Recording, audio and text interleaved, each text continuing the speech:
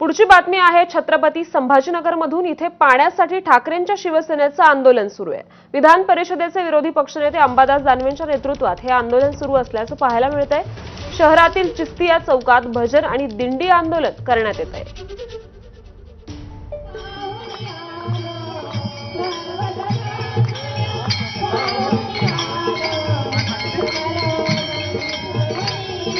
विरोधात प्रशासनाच्या विरोधात शिवसेनेच्या उद्धव ठाकरे गटाचं असं आंदोलन सुरू आहे। भजन कीर्तन करून कुठेतरी प्रशासनाला जाग करण्याचा प्रयत्न या शिवसैनिकांच्या वतीनं होत आहे।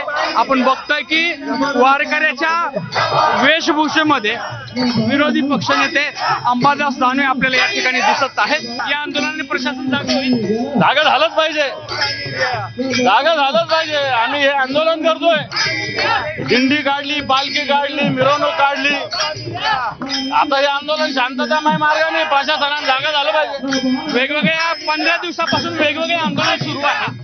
अजूनही परिस्थिती बिकट आहे। बिलकुल आम्ही आंदोलन वेगवेगळ्या पद्धतीनं करतोय आणि हे सगळे आंदोलनाच्या माध्यमातून प्रशासनाचे डोळे उघडण्याचा प्रयत्न आम्ही करतो।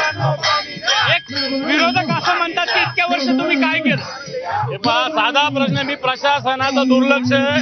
240 MLD पाणी पाहिजे, 140 रोज येतं, एक दिवसाआड 2 दिवसाआड द्या, एवढंच म्हणणं आमचं। याच्यात काय, आज परिस्थिती खूप बिकट झालेली शहरात अनेक ठिकाणी 5 दिवसाला पाणी 15, यापूर्वी 25 वर्ष सत्ता होती असं दावा केला जातो। भाजप पण सोबत होतं ना, एकटे आम्ही होतो का?